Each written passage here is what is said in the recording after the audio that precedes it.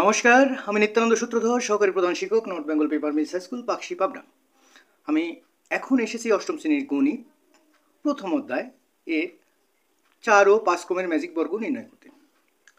তো 4 ও 5 ক্রমের ম্যাজিক বর্গ নির্ণয় করতে আমাদের ম্যাজিক সংখ্যা বের করার জন্য যে সূত্র প্রয়োজন তা জানা দরকার। তো ম্যাজিক সংখ্যা নির্ণয় সূত্র হচ্ছে 2 n into n square plus 1 divided by 2। n সমান আমার কত? 4। তাহলে আমি এখানে কি লিখবো? 4 into 4 square plus 1 divided by 2। কত হয়? 2 দুগুণ 4। এখানে 2 গুণন 4 4 16 আর 1 17, 17 দুগুণ কত হয়? 34। ম্যাজিক সংখ্যা 4 ক্রমের ম্যাজিক বর্গের ম্যাজিক সংখ্যা হবে 34। আমরা পাশাপাশি উপর নিচ এবং কোনোখানি যেভাবে যোগ করি না কেন যোগফল 34 আসবে। এবং 4 ক্রমের ম্যাজিক বর্গের ঘর সংখ্যা, যেহেতু 4 ক্রমের, তাহলে 4 গুণন 4 ঘর হবে কত? 16টা। আমরা 16টা ঘর এঁকে নিয়েছি, দেখো।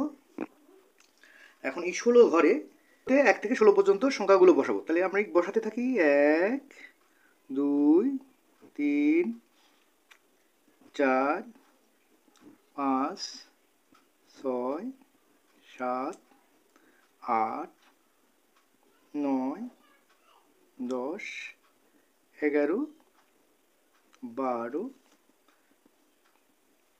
13 14 15 16 এই বসলাম। এখন আমরা এর বর্গের কোনাকুনি যে ঘরগুলো আছে সেগুলো আমি কি করব? কেটে দেবো এইভাবে।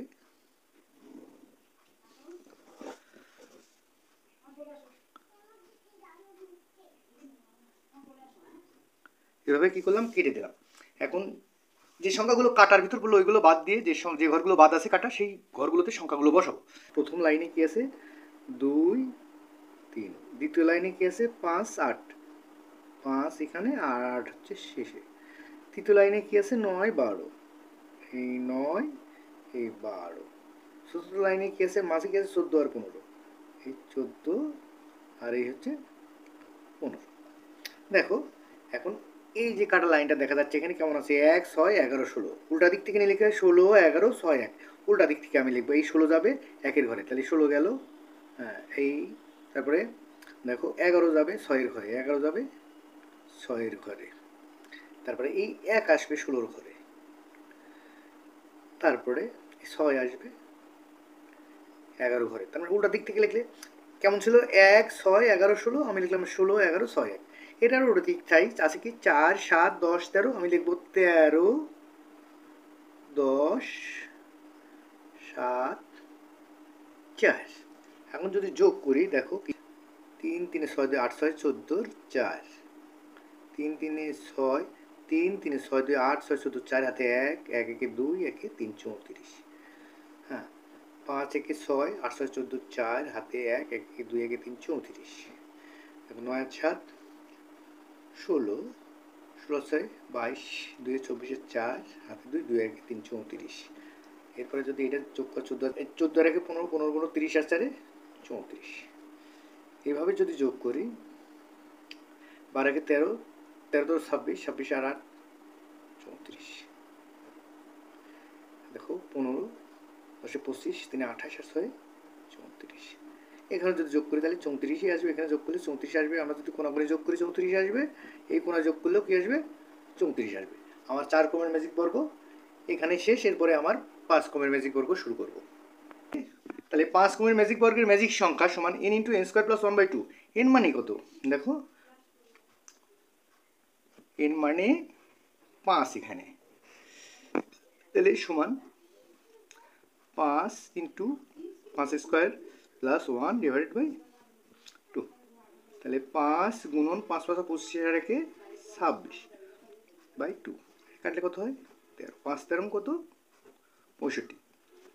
তাহলে আমরা সংখ্যাগুলোকে পাশাপাশি লম্বালম্বি কোনাকুনি যেভাবে আড়াআড়ি কোনাকুনি যেভাবে যোগ করি না কেন যোগফল কত আসবে? 65 আসবে।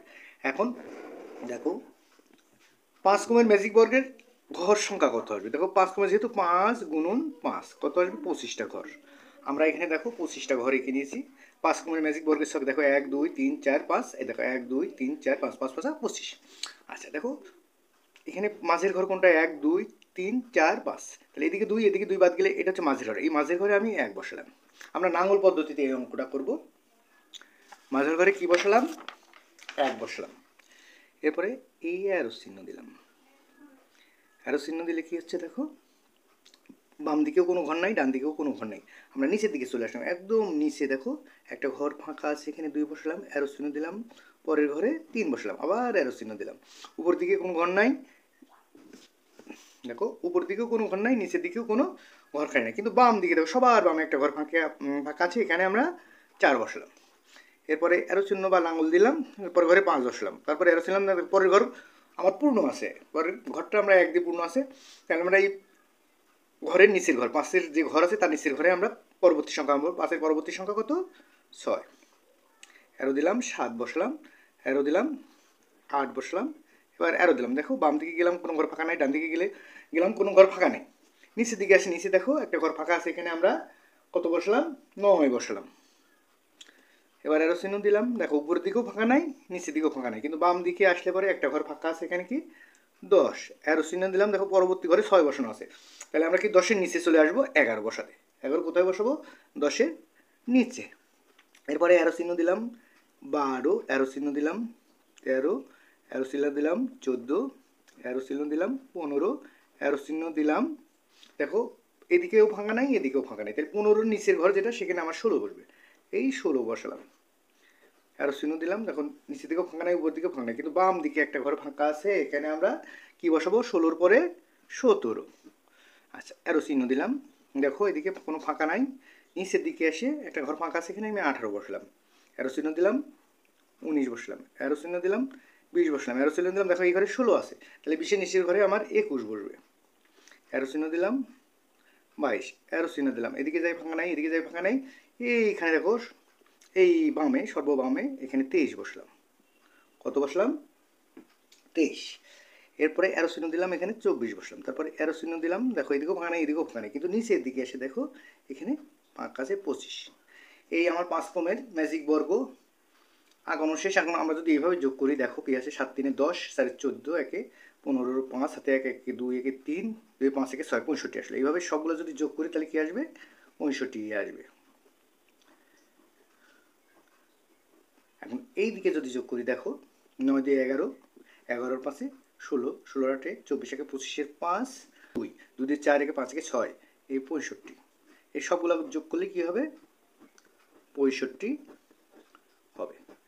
আবার যদি কোনাগুনি যোগ করা যায় তা 65 আসবে। দেখো 1 2 3 3 6 4 10 5 15, 5 হাতে 1 1 2 1 3 1 4 1 5 1 6, 65। আবার এদিকেও যদি যোগ করি তখন কী হবে? এটা 65 আসবে। তাহলে আমার 4 ক্রম ও 5 ক্রমের ম্যাজিক বর্গ নির্ণয় এখানেই শেষ। তোমাদের যদি ক্লাসটা ভালো লাগে তাহলে সবাই লাইক কমেন্ট শেয়ার ও সাবস্ক্রাইব করে পাশে থেকো। ধন্যবাদ সবাইকে।